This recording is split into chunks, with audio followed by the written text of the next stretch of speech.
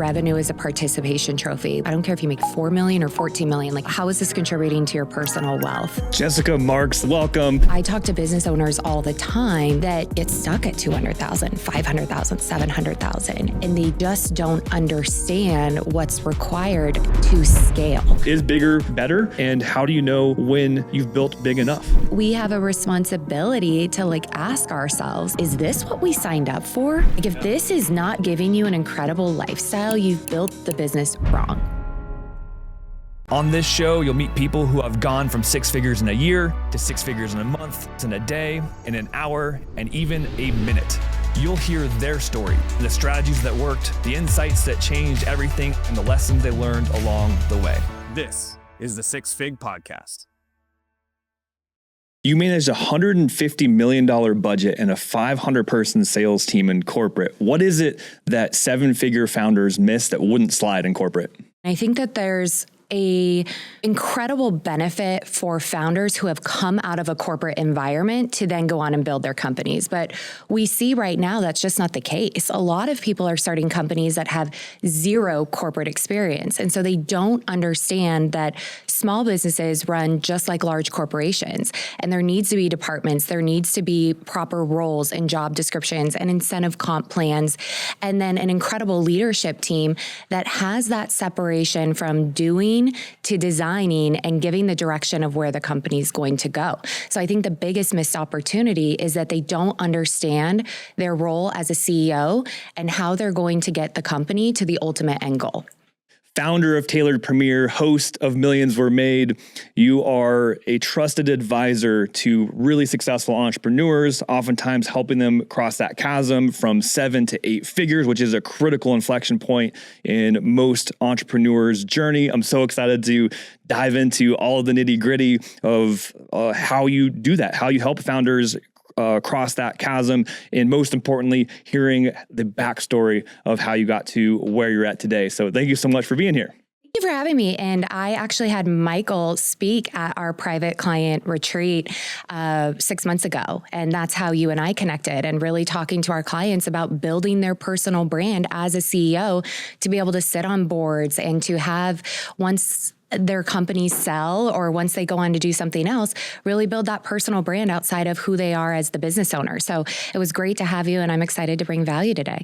Before we get into Tailored Premier and your advisor role and really how you help founders cross that chasm from 7 to 8 figures, I know that you got started on your entrepreneurial journey really early. You had massive success while you were in high school, number 3 sales performer in a national gym brand. That's not a small feat. While you're in high school, number 3 in sales. What did you understand at 16 that a lot of adults are still figuring out today? It's really interesting because we had this conversation the other day. And I think when I got hired as the front desk girl, I didn't even know commission was a possibility. I didn't know anything about sales. And so I am a firm believer that sales really isn't a skill set. It's something that you naturally have within you, within your personality, to be able to communicate, to be able to relate, to be able to understand what the consumer needs. And so as soon as I saw my first paycheck from selling a few protein bars, back then there wasn't even energy drinks. So it was like these Gatorade type workout drinks. And I saw that there was a $27 commission on there. I realized I could control how much money I make here. So I went to the manager and I said, look, I will come in at 4 a.m. every morning and work until 7:30, and then I have to leave for high school because I know that's the busiest time of day. Then I will come back for the second busiest time of day and be here from the 3:30 to the 7:30 p.m. rush. And I got to know the members so well that I didn't even give them the opportunity to go look for their bar or look for their drink. I had it on the counter ready to go. And as they were done with their workout, I would say, hey, Mike, you ready to check out? And they probably didn't even want it some mornings, but they wouldn't tell me no because I already had it, was ready to go. And I started to realize, oh, okay, if you get into one of these roles that has a commission or an incentive comp plan capability, you're not capped. So why would I ever take a job where they're going to tell me this is all the money you can make? And that's it. And so every single job I've ever had since then, I've had some type of commission or incentive comp or based off of EBITDA. And now obviously in entrepreneurship, we have that freedom and flexibility too for uncapped revenue. And I just wish more people understood that sales doesn't need to be this like gross, grimy feeling like car salesman, that it really is about building relationships and understanding, something completely different than what you're actually selling. I was telling the women the other day, when I was with the healthcare company, I was in the middle of nowhere, Alabama, went into a doctor's office. We were selling pharmacogenetics tests at the time. He was 70 years old and had karate certificates all over his wall. And I was riding along with one of my reps, and she's so focused on talking about what we're selling and how to use it and all the things. And I stopped her and I said, "Are these karate certificates yours?" And next thing I know, he's showing us karate moves. We're learning all of his tricks. He's telling us about competitions. And we closed the deal that day, not because of what we were selling, but because of the relationship we established. And so that's why I just think commission and entrepreneurship and roles like that are so impactful. There's so much to dive into everything that you just said. I'm so excited because, most people's experience or most people's kind of ick factor with sales comes from their own personal experience with low trained, commission breath, desperate salespeople. But that's not all sales. And to your point, like to be really effective in sales, it's almost the exact opposite.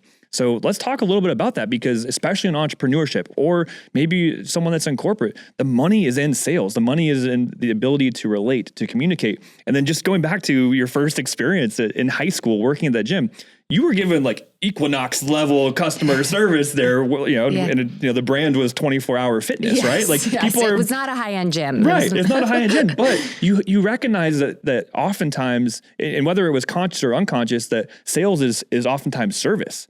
You're actually providing something, making it easy for people to say yes to. And you said sometimes they probably didn't even want it, but it was something that they felt important. They felt like someone was looking after them. They were getting more value than they were expecting, or probably even air quotes deserving for the price they were paying.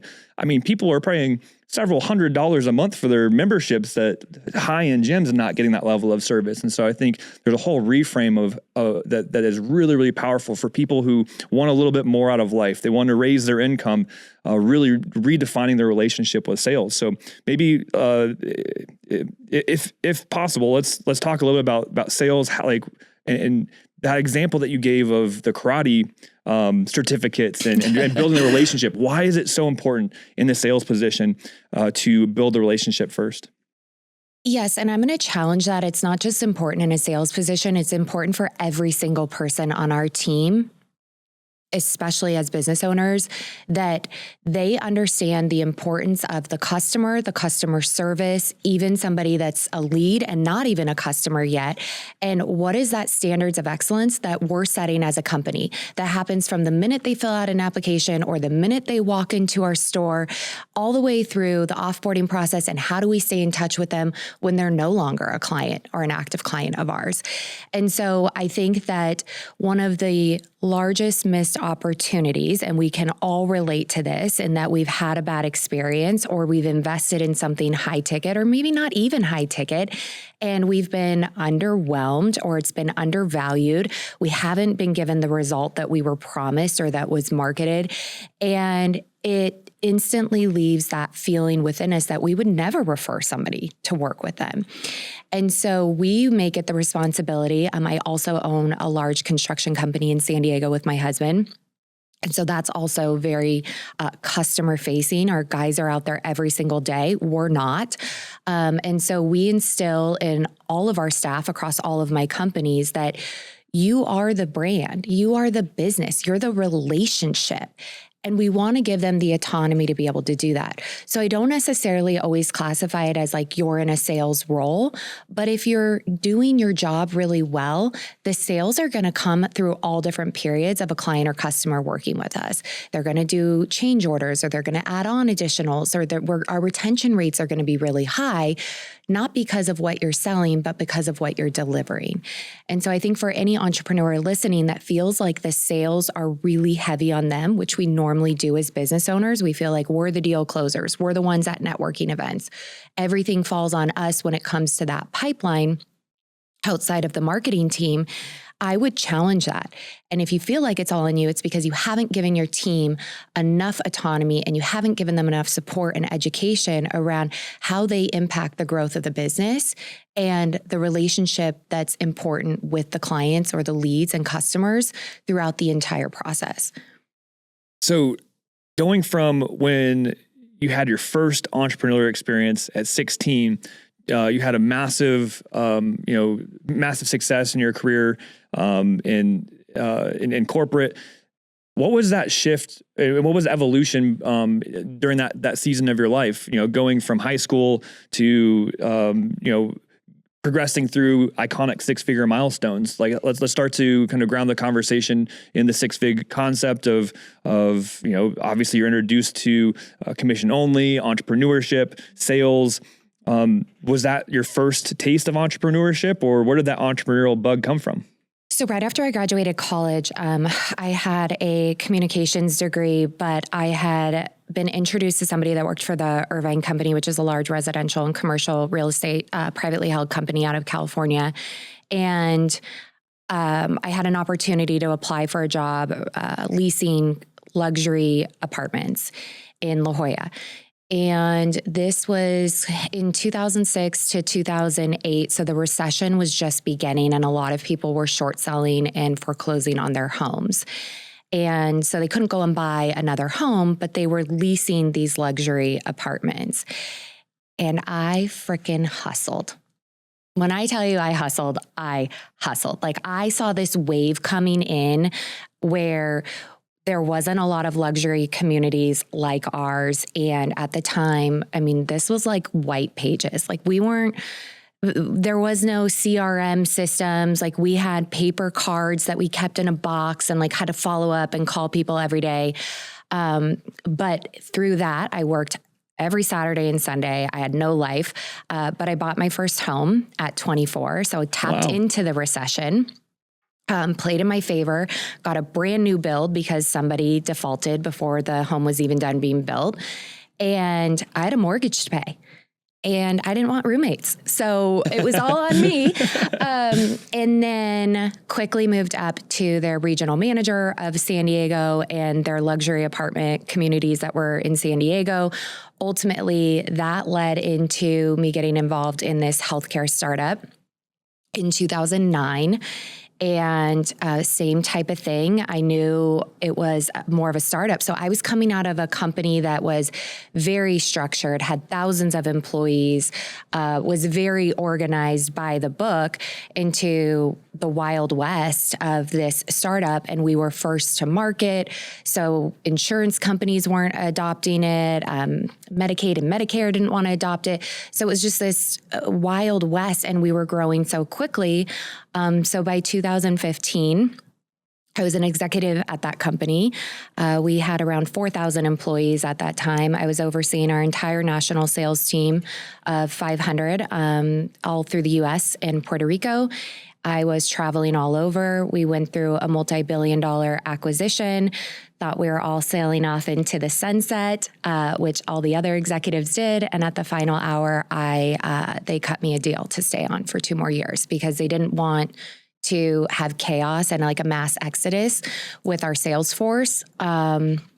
Stayed on, got to report to some top CEOs from formerly like PepsiCo and AES. And then I really started to realize like I've done everything I can do here, and it was just growing at such a pace and things were changing, obviously, when you get bought. And so I was pregnant with my twins, went on maternity leave, came back, did a little bit of consulting for them. And then I decided I've seen so much happen over the last 8-9 years building this multi-billion-dollar company. And it's not the wins that made us so successful. Like I went through DOJ investigations, whistleblower lawsuits. I mean, you name it, we dealt with it there. And I thought, I talk to business owners all the time that get stuck at 200,000, 500,000, 700,000, and they just don't understand what's required to scale and to scale effectively and to scale something that's an asset, not only along the way. And I saw the founder make a lot of money along the way. And then obviously through his exit, and he started the business in his 60s and had a lot of failures along the way prior to this company. And so I thought, I was such a critical piece of, so my role was not just in charge of national sales, but I was in charge of all corporate strategy. So I reported directly to the CEO and oversaw the entire commercial operations of our corporate office. So I had a very unique role in that I was not only in charge of commercial, but I was also in charge of sales. And I'm like, I don't want to go do this at another company. I don't want to go be a CSO somewhere. I don't want to grind like this anymore. I want to consult and I want to do it at a very high price point for the people that are really serious about building something. And so I started my company with 6-month-old twins, and my first clients were the former COO and president building their next venture. So I consulted for them and got that company built. And then really just, I said, I'm going to be referral only and build those relationships. And it just, we're one of the top private advisory firms. We're awesome. Still referral only. But I understand, yes, I understand sales. I can outsell anyone, but we are the least salesy. Like I get on a call and we turn more people away than we take. I don't need to sell anyone into anything. I'm not selling ice to an Eskimo. And so I think that's important, but that's kind of how the entrepreneurial journey started. And I'm an investor in companies. We have the construction company, and then I also have my media company with the podcast. So amazing. We covered so much ground there. I'm so that's excited. A lot. I know. Yeah, but I'm I wish so I excited. had a shorter version, and that is the short version. Yeah. Well, and there's so much that we can start to double click into because I also know that you going to Tailored Premier and the advisory, you said when you had 6-month twins, that was also a big shift in your mentality towards business of going from the hustle, in the gym early in your career to the hustle and the grind of taking advantage of the real estate opportunities. And so one thing that I really wanted to loop back on as well is, going from that first, what I would say is like your first success of really crushing it in that luxury apartment lease company to buying your first house and going from something that was established, had a lot of structure, to then making the jump to a startup company. I've consulted a lot of friends that have really successful corporate careers, and they get a lot of those opportunities that come their way. And oftentimes it's really difficult to make the jump. So what was it about that opportunity that might be things that helped make that decision easy, or was it just a leap of faith, or was it just pain point of, being where you were at, that you were just looking for something different? Because I think that is an opportunity that a lot of, it's a fork in the road or a crossroads that a lot of people that are very talented, very smart, high performing in corporate, they have a good salary, they have the stability, and they have opportunities that come their way often, but it's very difficult to know to make that jump and over to something that's less structured, that's going to be more work in the beginning. So what advice do you have to somebody who's in that position? What did you see in that opportunity, or what are some things to look for to know that, hey, yeah, it's time to make that jump? Yes, I think a lot of people are too severely risk adverse. And so they can only see the situation for what they're in right now. And they don't trust themselves enough that even if this other situation didn't work out, that they could figure it out. And so I knew I was in my 20s. Was it risky? Yes. I had a mortgage payment and I was doing just fine where I was at. The founder said, this is going to be $1 billion business. And I believed him. I don't know why, because I was literally working at like a kitchen table off Craigslist. But I thought if there's a time, it's now. Like I looked around at some of these leasing agents that were in their 40s and 50s. I'm thinking, how did you do this for 20 years? Like, this is miserable. Like, this is not where I want to go, but this is a stepping stone. And I just knew, okay, so if I leave and I join this other thing and it's not the thing and I don't like it, I can go and get a new job. Like, I can figure this out. And you can always go back to being a leasing agent. Yeah, right? I mean, worst case. But I just thought, I will never be one of those people that stay in anything too long. It's like, leave the party before it's over, right? Yes. Yeah. So I've just always felt that way. And I hear business owners think like, well, what if this is it? What if this is the best? Or what if everything fails tomorrow? I'm like, you clearly had enough to build this. Then you just go build something else. Yes. And so I think if you're severely risk adverse, entrepreneurship is not for you. It's probably going to be too tough of a mental game. But if you're somebody that's working a really steady corporate job and you're listening to this, and one, you have to know, am I the type of person that's going to do well in a startup environment? Because it's very unstable. It's very emotional. There is no like SOPs. You're doing a lot of things for the first time. There's wearing multiple hats. There's always something new coming up. You don't have one role, you have 10. But if you believe in the company, you believe in the mission, you believe in the founder, and you can see the ability of where it's going to go, you will also see that the data shows some of the richest people in the world are those that got into companies very early on. And so if that's a risk you want to take, and that's an opportunity that really aligns, and you're somebody that can gauge whether or not that's a good decision, and you trust yourself that you're going to leave if it's not and find something else, then you really have nothing to lose, because you're going to sit in this job the rest of your life making the same amount of money, and nobody can change that but you. So if you're not happy, do something about it. Absolutely. I can relate so much to that as well. My first success in business, I was selling Cutco kitchen knives. Oh, and so, really? Yeah, that was my first taste of entrepreneurship. I was 17 years old. I was making $1,000 a week, working 15 hours a week. And I had that taste of, getting all of the value out of my effort. I was going above and beyond, sending out mailers, creating my own little marketing materials in the mail and sending it out to past clients, and getting repeat purchases during the holidays from past clients. And I was just hustling and grinding. And that experience allowed a lot of freedom of taking other risks in my life, because even to this day, I know if push comes to shove, I can go slang some kitchen knives. Yes. And so having that confidence and being in a position where maybe you're at a corporate job in banking or finance or real estate or whatever industry it is, healthcare, just knowing that you can always go back to doing that, and why not take a chance on something is a really healthy mindset to have.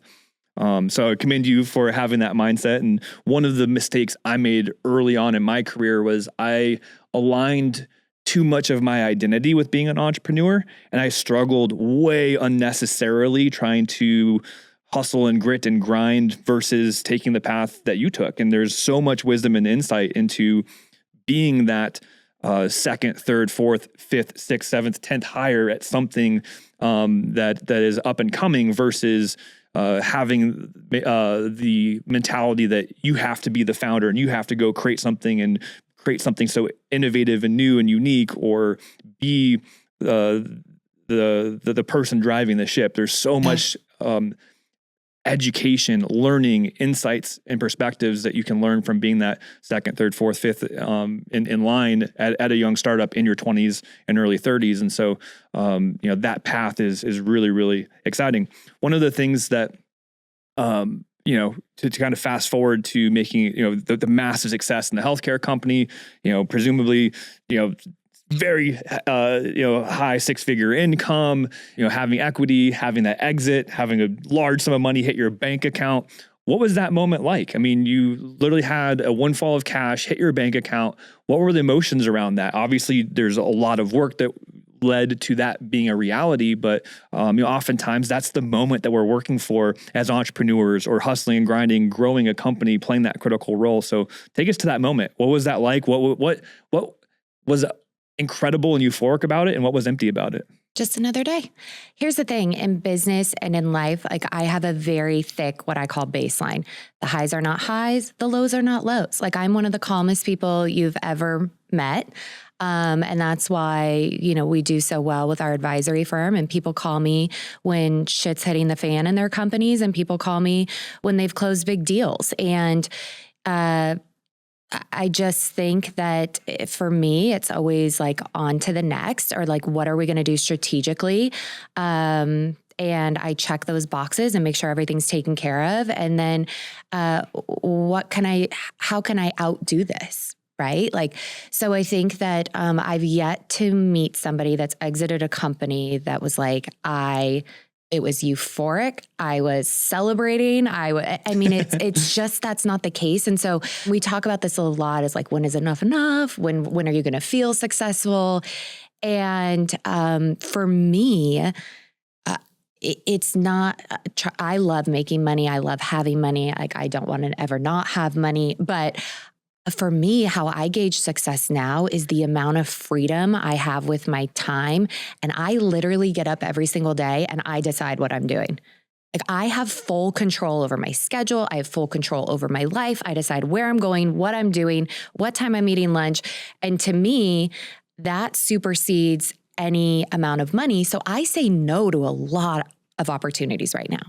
I say no to a lot because I don't want to get on a plane and fly to Orlando to speak, or I don't want to go out of my way to, attend this event, or I do sign up to be a part of something and then I'm like, I don't feel like going now. So I don't go because I want that autonomy with my time.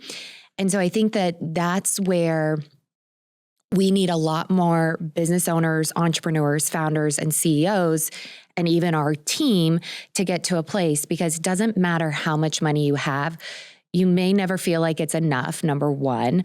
Number two, the more money you have, like it's not like it's just sitting in your account. It has to be vested. And then there's more issues with tax strategy and all the other things that you have to think about. But when you have time and you have the power to make decisions every day, that's where you're like, okay, I love being a business owner. I love entrepreneurship. Like you could pay me to go work for somebody else. And that's the most valuable asset you have, because it gives you this power within yourself and just like your mind to know, like, I don't have to take that client. I don't have to do that job. I don't have to show up and dance on social media or do whatever I need to do because there's already a system that's working and I can choose what I want to do. And that's where I think the real freedom comes. And unfortunately, 99% of business owners never get there. There's a research firm that has spent 150,000 hours looking at e-commerce conversion data. They've studied what makes someone buy and what loses the sale at checkout. We took that data and more and built Spiffy Checkouts. If you're an author, speaker, coach, or thought leader, we guarantee we'll increase your conversions. Don't just take my word for it though. Put it to the test for yourself at spiffycheckouts.com. Okay, back to the show. Yeah. So, there's a 7-figure founder listening to this episode right now. They're working 70-hour weeks. What are they missing? A lot. So I will say we audit roughly 2 to 3 multi-million-dollar companies per month. We do full due diligence, and I'm coming in and my team of advisors is coming in, no stone left unturned. Like I'm literally looking at every spreadsheet, every data metric as if I was buying the company. And I'm finding all of the areas in which I would not buy your company. And if you're working 70 hours a week, I for sure as hell do not want your company. And we go through the whole audit process and then we write all of the strategy. And most founders are coming to us between like the $2 million to $10 million range, and they've had quick growth, they've had quick success, but now they are working 70 hours a week.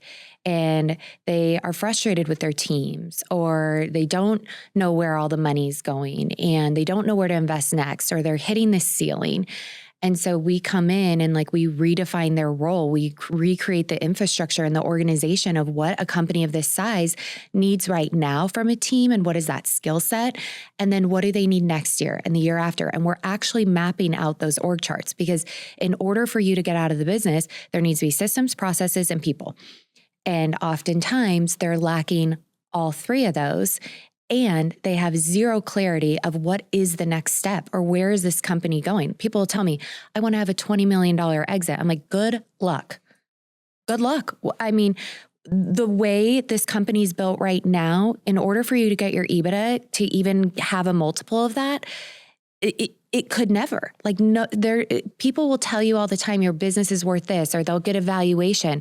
And I'm like, you're going strictly off the financials. If you pull back that curtain and you see what a shit show it is in there, and the dynamic of the team and how outdated these offers are, and just all the multi-layers, it's never just one problem. It's a lot of small shifts that need to happen within the organization in a specific order for them to be able to get out of the weeds. And it's typically a 6-month process before we can really see a substantial reduction in their hours, because there is a cleanup and then there is hiring the right talent.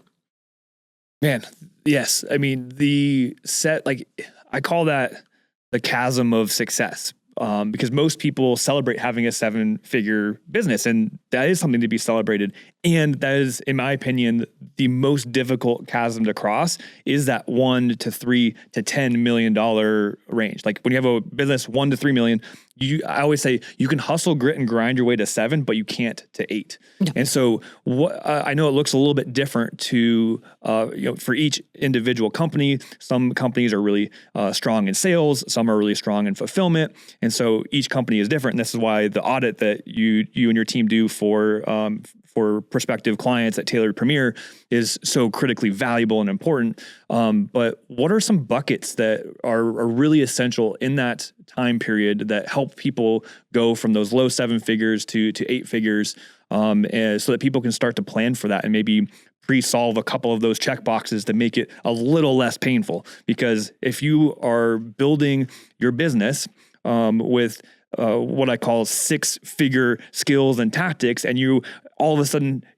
hit that wave of success and you're in the low 7 figures, but you're operating within a 6-figure business model, it's really, really painful. And so how can we help people start to build their business with an 8-figure business model in mind so they can hopefully progress through those stages with a little bit more ease? Do you have any quick tips and kind of philosophies about how to bridge that gap between 7 and 8 figures? Yeah. So I always say revenue is a participation trophy. When people brag about their revenue, I'm like, I could care less. I don't care if you make 4 million or 14 million. Like, how is this contributing to your personal wealth? And what do the margins actually look like? Yes, that's one of my biggest pet peeves is everyone just throwing around revenue numbers. Yeah. It's like you can have a $30 million a year business and be losing money. So the revenue numbers don't mean anything. Most of them are. Yeah. And not because of a strategy. They just don't know what to do. Yeah. So I will say that here's the thing. Like, if you want to be a doctor, you go and get a doctorate. And people think, okay, if I want to be a business owner, I get an MBA. I don't have an MBA. I have a lot of people that have worked for me for $50,000, $60,000 a year that have MBAs, and MBAs are very outdated. So if you're a business owner and you got into this and you don't have a mentor, you don't have an advisor, you don't have somebody that's actually gone where you want to go and is showing you this, and you're trying to do it blindly, it'd be the same as if you went and try to go do open heart surgery. You can only, like you said, grind it and grit it for so long. But at the end of the day, running a business is a very strategic process, and it has to come with a lot of clarity, and it has to come with a lot of infrastructure and support. And so we often, when we're going into these companies, these business owners, and not to their fault, because maybe they didn't have corporate experience or they've never been in a role, but they've never hired employees until they started owning a business. So they've hired their cousin or their cousin's friends, or they have this very loose job description. The compensation plans are all over the place. Nobody really knows what their role is. They, as the business owner, don't really know what the people are contributing, or they're frustrated because they feel like they're doing all the work. And yet when we get in there, we're like, well, of course you're doing all the work, because anytime something is not done your way, then you just take it off someone's plate, because you don't have an onboarding process. This person didn't know what they were doing. Or you have your VA doing your CFO's job. I mean, it's just a cluster, right? Yeah. They also, so I would say, Oftentimes your team that gets you to that 7-figure mark or to 2 million, 3 million, you will outgrow them. And I think that's a tough pill for a lot of people to swallow, but there comes a point where you have to then invest in the right talent. And my husband and I are firm believers, like we pay top salaries, we pay for top talent because we don't want to be involved. And so we have to do that. We have to get people that have the experience that we trust are going to run it and that are going to do their job. And then we have systems and processes in place where we know if they're doing their job and they're doing it correctly. So Yes. I think team is a big one that we see.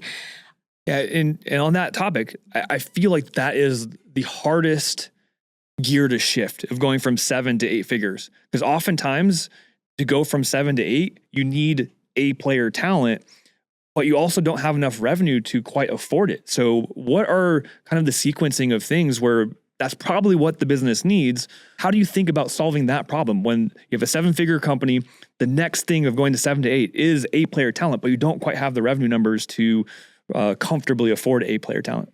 So that's where we come in and we really diagnose where's the profitability issue. Because if you were at that 25 to 30% that we can typically get most companies to, you would have the profits to reinvest in the right talent.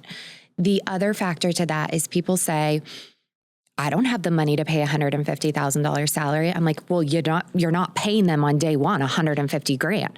So we've got 12 months to put this person in a role, and we're not going to pay them $150,000. We're going to pay them $120,000, and then we're going to offer them a $40,000 incentive comp plan where every quarter they have the ability to earn $10,000 if we're seeing revenue growth, if we're seeing margins increase, if we're seeing this deliverable met that ultimately is going to bring in the company $700,000 for putting a $150,000 person in that seat.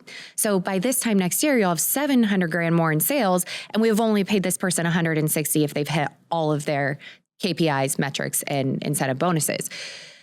And you have 12 months to pay that $160,000.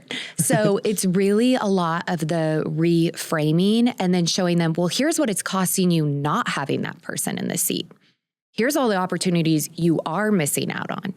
And so how do we strategically develop this job description where it is revenue producing or it has the capability to move things off of your plate so that you are going out and doing business development and closing $200,000 deals or whatever your business thrives on. But that's the other issue is that it really comes down to, like I always say, if there's like a bullseye, like at the center is the founder, but it's also the offers. Mm-hmm. And we see so many companies come to us with the wrong offers or outdated offers, or their pricing is just made up. We're like, how did you come up with this price? And they're like, it just felt good. Or these are angel numbers. And I'm like, oh, okay. And how much of these angel numbers are going towards the actual deliverables? Because now if you're not running client and project profitability and you haven't factored all of that in, you're trying to play this game of follow the leader because you saw somebody else create this program. So then you decided to create a program like that, not realizing that person's bleeding money because this program's not selling. Blind following the blind. Yes. Yes. Yep. And so we really hone in on whether you're an aesthetics practice or your functional health or, you're a marketing agency or whatever your business model is. Where are you getting the greatest results and where can we charge a premium for that to where the margins then become so high and we can decrease the volume of the amount of clients or the amount of patients you have to have. And then that also will allow us to build an organization with less headcount at a higher premium, but less to manage and less issues. Yes. Yeah. Having that offer is dialed in is so critically important. I agree. That's something that is probably the next thing to optimize for at 7 figures. I know from my own personal story, and I think this is the same for a lot of people, especially when you're when you're getting started in your business and you're charging a lot for your services, the easiest way to charge a lot for services is to solve complex problems. But it's very difficult, near say impossible to scale solving complex problems. And so if you are building a business solving very complex, bespoke problems for your clients, for your customers, the services that you're rendering, you need to be doing that as a strategy to really figure out the landscape and start to simplify things into a more simple offer that you can scale. Because in order to have a service or a product that scales into the 8 figures, you can't be having new learning lessons. You need to have some sort of simple offer where each time you sell it, each time you render that service, the learning lessons compound and you create optimization and efficiency and you hire people to a simple process. And that was the biggest mistake I made early on in my career. In the first marketing company that I started back in 2010 was that we got known for being the ninjas that could solve any problem when your back's against the wall, call Michael and Jeremy.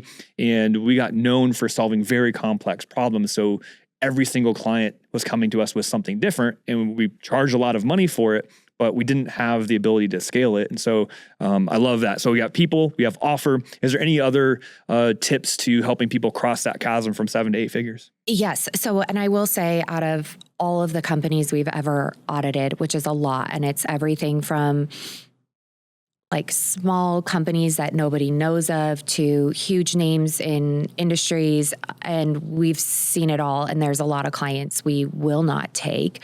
And we do, a really critical vetting process because it has to be right for the business. But there's never been a company that comes to us, and we've worked with almost every industry out there, that we haven't modified the offers in some form or fashion.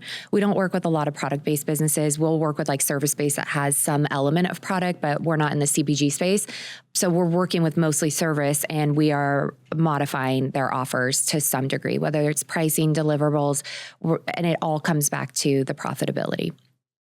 The other thing that a lot of business owners turn a blind eye to is understanding and reviewing data on a regular basis. The numbers do not lie. The right numbers do not lie. And we get a lot of data, obviously, through our 3-round due diligence process. And I'll pull up a spreadsheet and I instantly know it's off. This is wrong. This is not correct. And they're like, well, it has to be correct because, Brian, our data guy, he pulled this information. And I'm like, well, Brian's wrong. Like, I don't know what's wrong, but I can tell you, like, if I'm matching all of these up, it's not the right data. So you're making decisions off of wrong data. And so one, having really, really good data and making sure that it's quality controlled, and then understanding how do I leverage those numbers? How do I leverage that information? And this isn't something that you can do on a monthly, quarterly, annually basis, because oftentimes like we're seeing stuff happen in real time and you have an opportunity to jump in front of that based off of what the numbers are saying, whether it's through ads or through, insights, sales, back-end website, and say, okay, something's broken here, or something's off. Let's get it fixed, and let's get it fixed quickly. And so I just think a lot of people say like, oh, I'm not a numbers guy, or like, I don't really understand the numbers, or I look at them occasionally. And you have to live and die by the numbers in business, especially if you're wanting to get investors or you're wanting to one day go and sell the company. If you can't explain the story that those numbers tell, you're going to have a really hard time getting anybody to buy into it. Absolutely. How important is it for founders, if you're not a money person, to become a money person? And oftentimes people think that just because they're hitting revenue numbers that, oh, well, I'm going to sell my company. And then when I decide to sell it and when I get an interested party, then I'm going to pull all my numbers together. Why is that thinking wrong? Because it's going to be an absolute disaster when you actually see what those numbers show. It's never what you think. Like people all the time are like, my net says this at the end of the year, but I don't have that in my bank account. I'm like, that's not how cash flow works. And a lot of companies don't understand cash flow. They don't understand the reserve. They don't understand overhead operating to understand, like, do you have a 6-month, 9-month runway?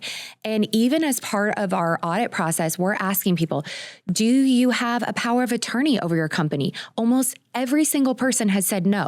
Okay, so what happens to you if you're incapacitated and nobody can run the financials of the company? Nobody can get people paid. We're asking them, do you have a wealth manager? Do you have an exit strategy? Do you have and it's more times than not, it's no.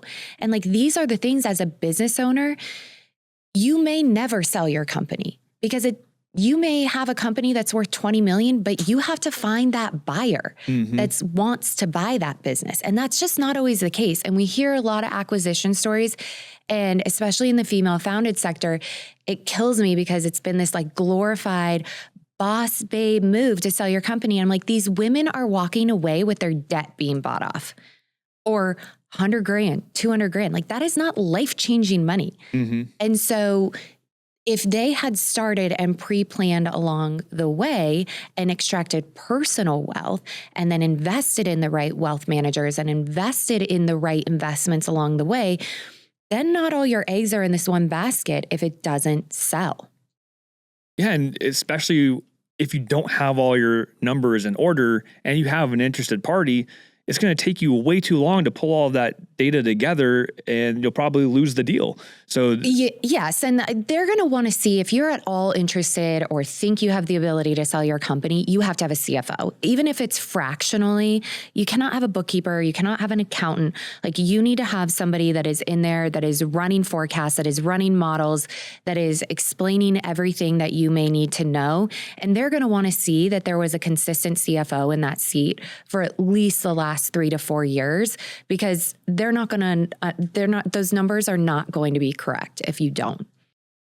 Such valuable insights and perspectives. So, you cover a lot of ground of things that most founders don't have: wealth manager, CFO, and several other things, power of attorney. When is it the right time to have a lot of those things in place? I would imagine there's a time where it's too early. You're just getting started. You hit your first 6 figures in a year.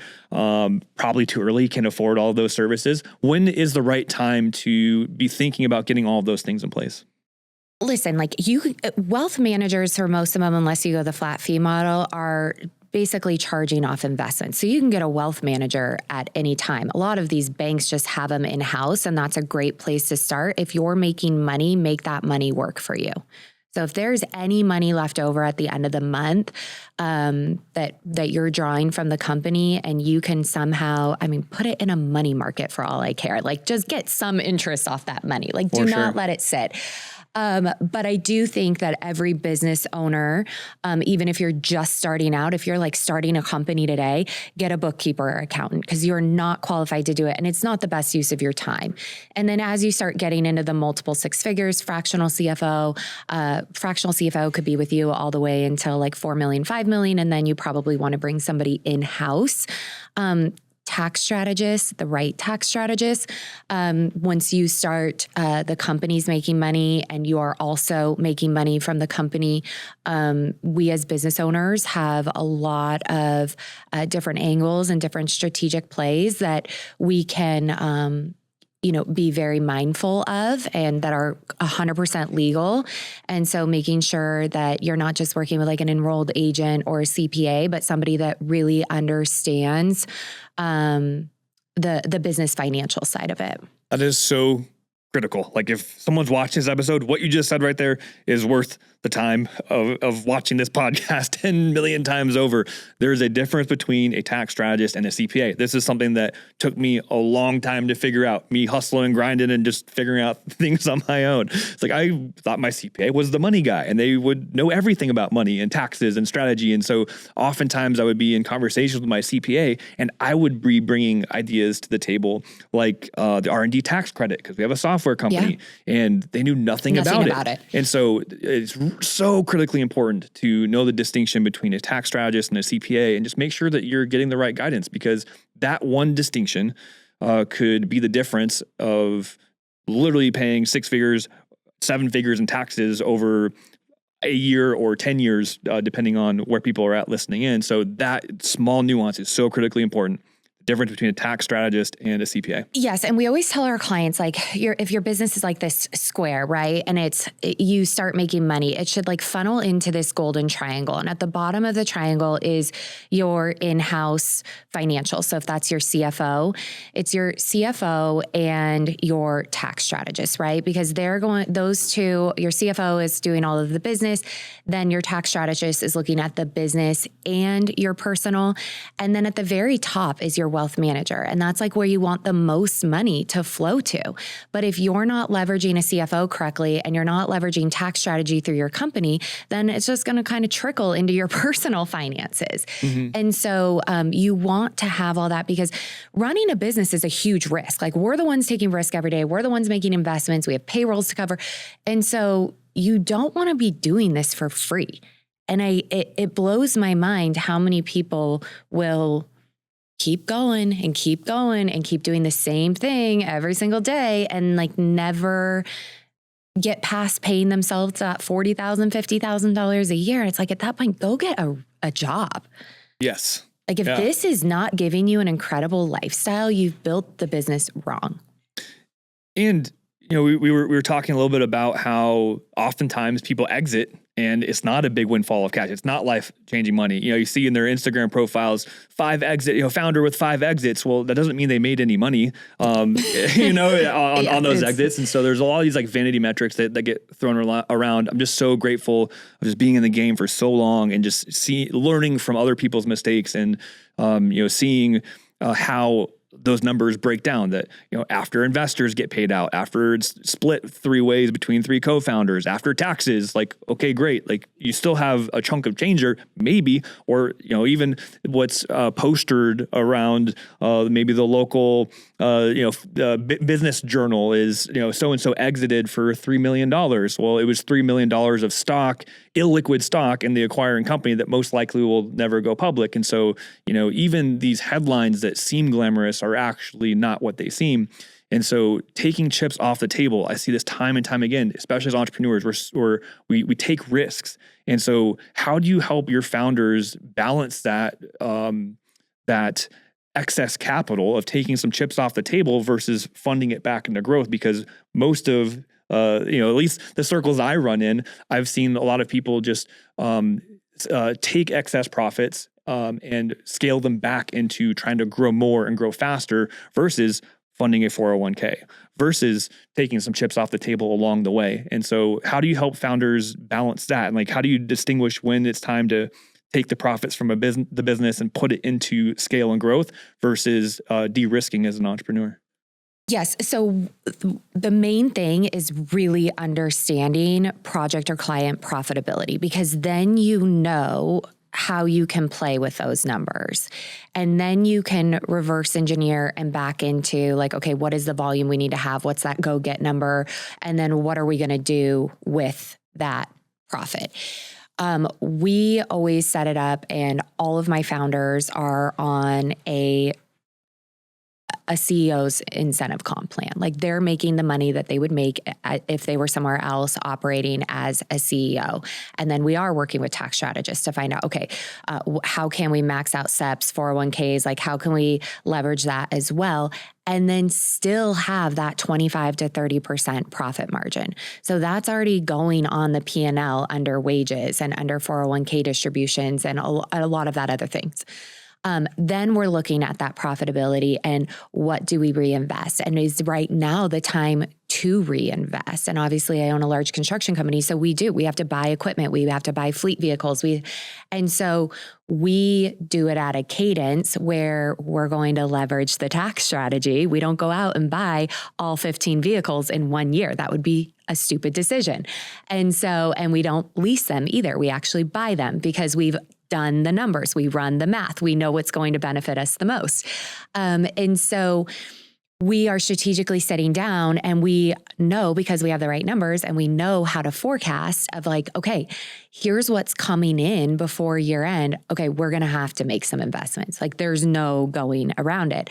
And so like, we work with a lot of aesthetic and private concierge physician practices. And so it's like, okay, let's go and make a deal that if we buy $250,000 of Allergan product, what's the lowest and best deal we can get from them? Okay. And they're going to throw in a billboard, and they're going to throw in a commercial, and we know we're going to go through that product in Q1 alone. And so then it gives us buying power, because we then work with those sales reps, or we come in and we negotiate deals that we would not have been able to get anywhere else.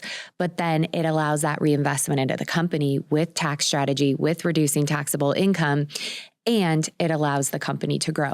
So our founders are typically, like my private clients, are in a place where it's not can we reinvest, it's we have to reinvest. And where do we want to do that and what makes the most sense? And it's playing the game, right? Like, is there new tech coming out? Are there new devices? Do we want to wait until something better comes along and be first to market with that? Okay. So if that's not coming until 2027, then let's assess, like, should we dump it in SEO this year? Should we bring on, an additional hire? And we're running all these forecasts in advance so that there's options. That's so critically important to like really know, again, coming back to like knowing your numbers. I mean, as entrepreneurs, especially founders, where making money, the sales aspect is a strong suit. Oftentimes people that make money very easily tend to over-index into reinvesting all those profits or spending that money because money is made so easily. And so oftentimes people over-index into growth and scale. And I've had friends who have built $30 million a year companies where they're really not taking home much more than they were back when they were $3 to $5 million a year business. And so it's just so critically important to know your numbers, know when the margins are right. And when you're operating something that allows you to take chips off the table, that allows you to, more revenue, more people, more problems. You really have to know like your natural inclination as a founder too. So, how do you help your clients figure out like how big to build? Is bigger better? And how do you know when you've built big enough? Yes. And I will go back to kind of what we were just talking about real quick in that, ROI is thrown around all the time. And people automatically tie that to financials. And ROI isn't always financially based. A lot of times it is, but there's other things that can benefit the company or tapping into access, and it's a long-term game. But I think when you start to realize where your investments are best made in the company, that's when scaling becomes easier and the money starts to flow. I was with our tax strategist last week, and he's like, I need to bring you in to talk to our clients, because he's like, you spend some money in your companies, but every year you spend, you out-earn that spend because you know where to spend it in order to leverage it. And he goes, I have other people that come in here and they spend the money, but there's less revenue, or they're spending it and they don't really know what the end goal was that they were trying to achieve by spending the money. And so we are very strategic, and we talk to our clients all the time about, we're not always necessarily looking, if we spend $100,000, are we going to make $500,000? It's like, okay, is this buying us into something, or is this giving us a competitive edge, or is this, continuous education for our staff, or whatever it may be that doesn't have a direct monetary value to it. When it comes to our clients and like how big, that's where I think that, there's a lot of misconceptions, and it's what we talked about. And I was having a conversation the other day with a guy that's doing 30 million this year. And he's like, I'm making less at 30 million than I was at 10. I would have been so much smarter. And he's in California too. And California is rough for business, especially with the more employees you have. He's like, I should have stayed at 10 million under 20 employees, and it would be night and day difference. And he's building to sell. So I was talking to him. I'm like, you're 2 years out from a sell. Like, you're building this beast. You're building this machine. It sucks right now, but like the long game's there. And you've already been part of one exit. So like at this point, like just keep going all in. Like just grind this. Yeah. But for a lot of our founders, I'm okay having a $4 million company, or I'm okay having a $5 million company and it running itself and it being a great personal wealth generator, because I'd like to go on and start something else, or I'd like to, do this other thing in my life, or I'd like to sit on boards or philanthropy, whatever it may be. And so one of the initial conversations we have through the audit is like, where do you personally want to be 12 months from now? We want to know what investments they want to make. Do they want to invest in real estate? Do they want more time with their family? Do they want to start a family? because that's going to determine the strategy that we build out for them. Because what I build out for a marketing agency founder that's 45, has 3 kids in high school, is like, they're all going to be going to college. I want to spend a lot of time with them, versus a 27-year-old marketing agency founder still at 4 million. That's like, I'm ready to grind for the next 5 years. I want to sell this thing. That's going to be night and day. Same company, same business model, same revenue, but what one founder is going to be able to do and what they want to do is going to be completely different. And so part of it is just knowing what you want.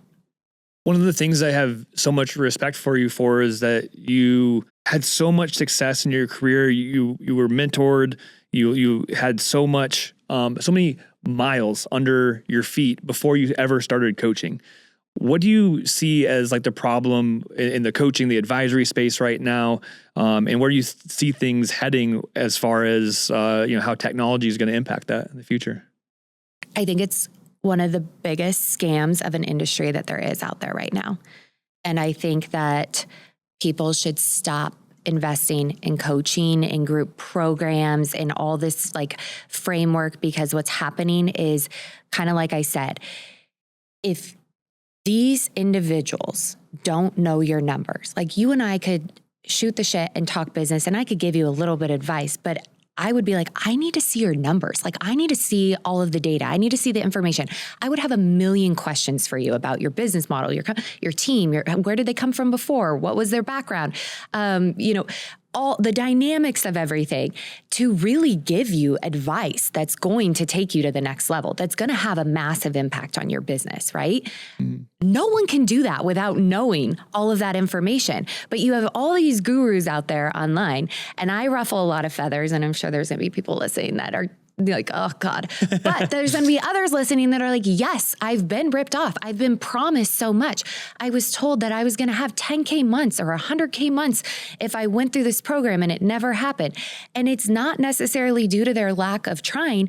It's that this person can't possibly know what's going on. And so if you're going to get mentorship or advisory, or you're going to work with anybody fractionally, a COO, a CFO, they should be doing a very extensive onboarding process, because there's so much information they need to know, not just about the business, but you personally and what's going on there. Kind of like I said, do you have a wealth manager? Do you have a life insurance policy? Like, these are all things I'm asking people, because if you don't, that's a huge risk.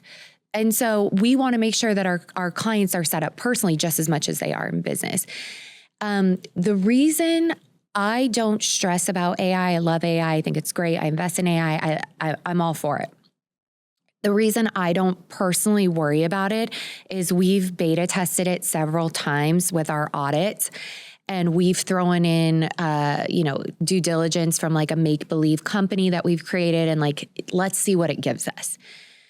The problem with AI right now is a lot of it's historical data, and I'm very immersed in markets, and I'm very well connected, and I'm having conversations on a daily basis with 8- and 9-figure founders of all different industries. I'm in economics. And so we're future forecasting, where AI is looking at stuff that's already been done. And a lot of the information it gives us is very vanilla, or it's very just kind of like what's coming out of these coaching programs. And it wouldn't work. It just doesn't match up. It's not... The information isn't impactful enough. Do I think business owners can definitely use it on a daily basis and get some guidance and some information? Yes. But if you're somebody that's working 70, 80 hours a week, you probably don't even have the time to ask ChatGPT what you should be doing. And nor are you going to be able to... Chat's never going to prompt you with all the questions that we do in our, it's copywritten, it's proprietary methodology of how we collect all this data and the questions that we ask to not only get factual, but emotional data from our clients. Yeah. One of my favorite stats, it's not even a stat. It's just a concept that studies show is that humans are very inaccurate self-reporters. And oftentimes as founders in our business, if we knew the right question to ask, if we could clearly see the problem, we would be able to solve it. And so much of what you bring to the table with your clients and why it's so important to have mentors and not just someone who just bought a course, saw someone else have a 25K offer. So they decided to have a 25K offer and now they're running ads and they don't have any experience. They don't have any track record. And they're not really coaches. They are glorified consultants acting as coaches, but they don't have any background to actually be a consultant. They're just really vetting people, like people who have run the miles, people who have the scars from mistakes, people like yourself who have an incredible amount of experience, an incredible amount of perspective, of expertise to know how to analyze what you can't see, to look at your numbers, to read the tea leaves, to ask the right questions, to know where to dig, because even feeding all of your financials to AI, you're probably not feeding accurate numbers. So you're getting inaccurate outputs and you're just, it's just that kind of circular blind leading the blind. And so I know that you play such a critical role and you're such a grounded, reasonable, intelligent voice to all of your founders, and you work with a lot of really successful female founders. I know that kind of going back to earlier in the conversation, being a mother to twins and really founding Tailored Premier shifted your perspective of how you operate. What's your advice to female founders out there? What is it about the mainstream narrative of being an entrepreneur and hustle and grind and burn the boats that might actually be detrimental to female founders? Yeah. And you say female, and I'm going to say this is applicable to both men and women. And I think, so for women, there's kind of like this out, right? Like women are more emotional, women are the moms. And so there is a little bit more of an understanding or like, wow, she works so much or she works so hard. But like men don't necessarily get that. And I've sat on a lot of stages and people ask me that all the time, like, how do you do it all? And like, how are you a mom and a business owner? And like, no one's asking my husband that. And he works the same as I do. And I think men oftentimes have to like suppress any emotion they have. And then they just even more so power through it, or women often have a mental breakdown and are emotional and crying. And then I'm like, okay, let's take a deep breath. And so I think it's applicable to both in that, especially whether you're a father or a mom or you're not, like, I always say, we want our children, Garrett and I, my husband, we want our children to look at entrepreneurship and think that is so cool. Like my parents have so much time, or my parents take us on the coolest trips and are at every pickup, drop off sporting event. Where I think a lot of parents make entrepreneurship look like hell for their kids, their friends. Everyone's like, I don't want to do that. That looks miserable. They're always stressed out. They work all the time. They never take a vacation. They're always talking about their business. I never talk about business to my friends, to like when I'm in business mode, I'm in business mode. But when I'm not working, I never talk about business. And so I think that we have a responsibility to like ask ourselves, like, is this what we signed up for? Because if you were working like crazy and you're spread so thin, I guarantee you could go make more money at a job doing this and probably clock in and clock out and leave it there. And so I do think that for both men and women, it is important to realize that success is, yes, it's revenue, yes, it's profitability, but success should also mean that you've built something that is sustainable without you and that has the ability to go on for generations, whether that's the wealth it produces goes on for generations or the business outlives you. And if you're so involved in it, that's not even an option. How much of that is a reality? Like what's your take or your viewpoint of, there are those seasons, especially when you're starting, where hustle and grind is important. Like you need to build momentum starting from a standing stop, versus, having a lot of the lifestyle and the freedom aspects of things. What I've found is that oftentimes people want to live the lifestyle of a successful founder without having to do the work. So how do you engineer that lifestyle and not get stuck in that hustle mode longer than necessary? So when you're first starting out, you have time, you have no money. But I also am a believer, like I tell people all the time when they ask me, like, I'm thinking about leaving my corporate job and starting a company. I'm like, start the company and stay at your corporate job. Yep. Like, do not jump ship. Like, at least, get the business to 100,000, 200,000, like hustle at night, like work when you're at work. Who knows? Like, I mean, there's so much free time that you could start this thing. Don't leave and then just figure out, like, say, I'm going to start something. Because most people financially cannot sustain that. And then it creates so much pressure, not just to build the business, but then to try to figure out the financial piece. So I always say, like, if you don't have money to start a business, don't start the business. Get the money, and then, like, when you're in a good spot, do it. But when you're first starting out, you have time. You don't necessarily have the money coming in that you can then reinvest. But there is a point, if you do it correctly, where it switches and you have money, but you no longer have time. When you start to feel that, that's when you then need to start investing that money to win back your time. And I'm at a point now, I run 3 companies. I sit in the COC of all 3, and I work 20 to 25 hours a week. And there are a lot of things that I will pay for, so I do not have to do it.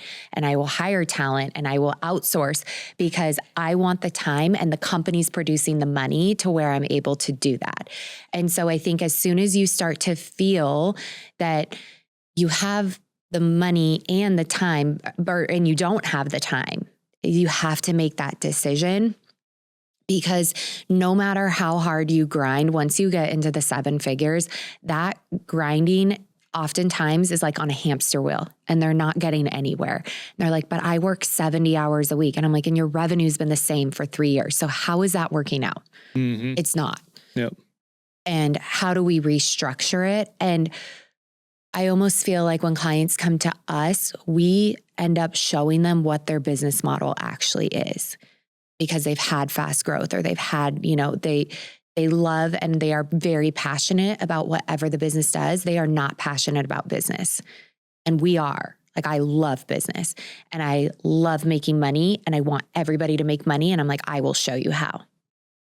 That's so cool. And yeah, oftentimes founders, like, we're people that have ideas. We have a service that we want to render, or we have some brick and mortar that we want to bring to our community, or it's something that we geek out of, and we're not business people, right? And so having someone like you that people can lean on and be that business person that can help create the structure to grow from 7 to 8 figures. You only work with people that have crossed that 7-figure milestone. That's a requirement to work with Tailored Premier. Tell us a little bit more about the requirements to work with Tailored Premier, and like what an ideal fit for a client is for having you as an advisor to help them create more money, create more freedom, create more systems, and exit. Yes. And I will say, to kind of wrap up what we were talking about too, that I think is important, is you see these real entrepreneurs that have $1 billion exits or 9-figure exits. And what is the first thing they do? They go start another company. There's a reason for that. And I also always say, like, I've sat in the $1 billion boardrooms, and at no time were these banks or investors asking me, like, what are you manifesting these sales numbers to be? Like, I had to not only give a number, but then I had to, like, go get that number. And so I do think, for the last tangible advice is that you have to, as much as we can be dreamers and wishers, like, we also have to be doers, and there has to be a plan in place.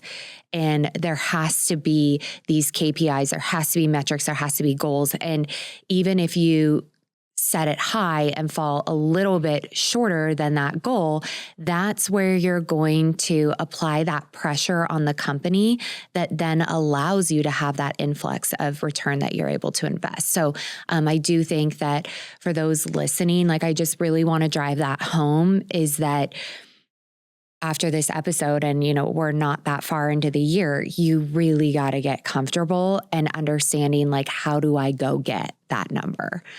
So to work with us, we are always waitlisted. We're referral only. So if you're listening to this and you feel like you're a good candidate, let us know that Michael sent you.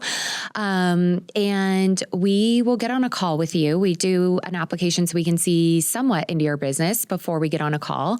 But I'm on the call, to be honest, assessing who you are as a founder. Like, do I think you believe you're bullshit and you're probably going to do the same thing 2 years from now?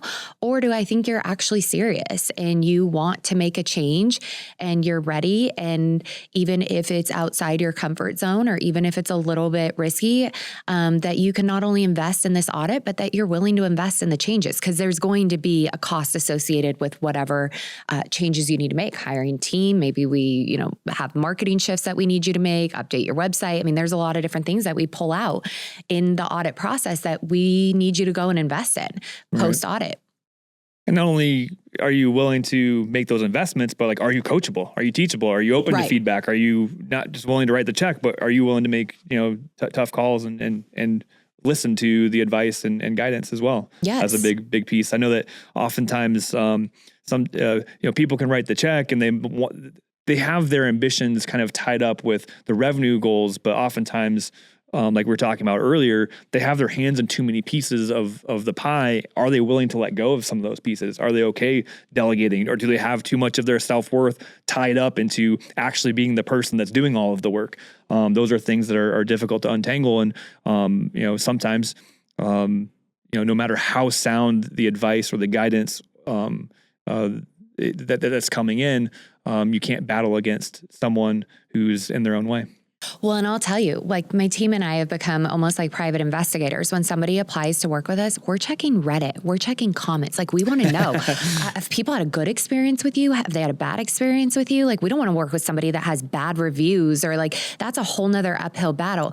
We work with a lot of thought leaders in space, like influential people that within that market, and that they are at the top of their game. They are getting their clients their patients phenomenal results. And so those are the types of brands and businesses that we want to partner with, because it makes our job so much easier. They can go and be really good at the thing that they do, and we can show them, okay, then here's that team that's going to support you so you can be that thought leader in your space. Yeah. For people that aren't at the 7-figure mark, you have a podcast, Billions Were Made. Tell us just a little bit about the backstory of how that podcast came to be.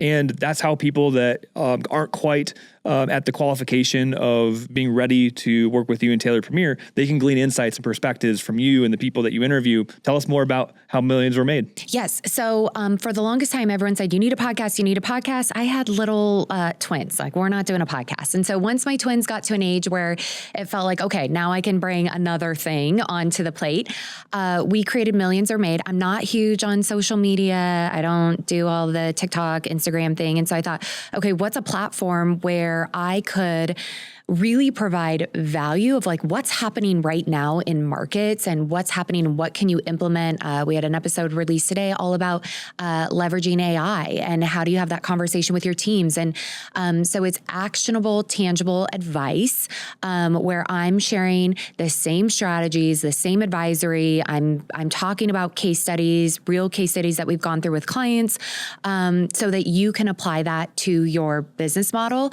And then we also bring on founders that are in that 8-9 figure sector that are also sharing advice, a little bit of their story, but more so I'm leaning into where they've had success and getting them to share so other founders, other entrepreneurs can also rise to the top that aren't ready to make an investment. That's so awesome. I know that you have a podcast with my wife, Natalie, that just dropped. So for those of you tuning in, go check out How Millions Were Made, the podcast. And there's just an incredible amount of value on that podcast. So definitely go check out How Millions Were Made. Before we wrap up, is there anything else that you'd like to share with the listeners and about being an entrepreneur in this crazy world? I think that kind of what we talked about earlier, that emotional regulation is also something a little bit less strategic or data focused, but it is a critical part of being successful in business. And it's I'm not a mindset coach there. I don't know nothing about that. That's why you should listen to the episode with Natalie. It was great. But it is a lot of what we do with our founders, right? Because they're coming to us and they're operating out of a place of, will my team quit? it? Or how do I handle this client? Or, is it all going to end tomorrow? And so once you feel really confident in your business model and you understand that it's so systematized and everyone has a job description and there's a process for everything, then we get our founders to a place where they're able to understand that business is just getting hit with those waves day after day. And then they start to feel less like waves and more just kind of like you're floating on the water. And that's where I will say a lot of founders can bring a competitive edge, because then people are they will approach you with opportunities and offers because they see how calm you are. They see how you handle business. They see that relationship that you have and that you can develop with people. And then I do feel like it opens up a lot of doors, because people don't want to work with somebody that is just frantic and anxious and, worried about the team and worried about sales and worried about money all the time. Like, that is not somebody that I would ever invest in their company or want to do any type of partnership or collaboration with. It's so critically important that as a founder, you're surrounding yourself with people like Jessica Marx that know the ins and outs of business, that know how to read your financials, that know how to advise you in the business and in your personal life. And you also surround yourself with people like Natalie, who can help on the energetic side. It can help with getting you out of your own way, recognizing patterns. And so, again, I know that we went a little hard on the coaches out there, but coaching, advisory, they're very critically important skills as a founder to surround yourself with people, with mentors that can help you become the best version of yourself. But just don't hire anyone. Don't hire someone that just came through your Facebook ads, that has no testimonials, that's only been in the game for a year or two. For the same amount of money or even more, you're going to get way more valuable insight. You're going to get connections. You're going to be able to accelerate much, much faster. So for those of you watching, thank you so much for watching this episode of the Six Fig Podcast. If you're a 7-figure founder, if you qualify for being at that position where you're ready to scale, go check out Tailored Premier, go through their application process. If you are not quite at that level, make sure to tune in to Jessica Marx' podcast, Millions Were Made. Thank you so much for tuning in to this episode of the Six Fig Podcast.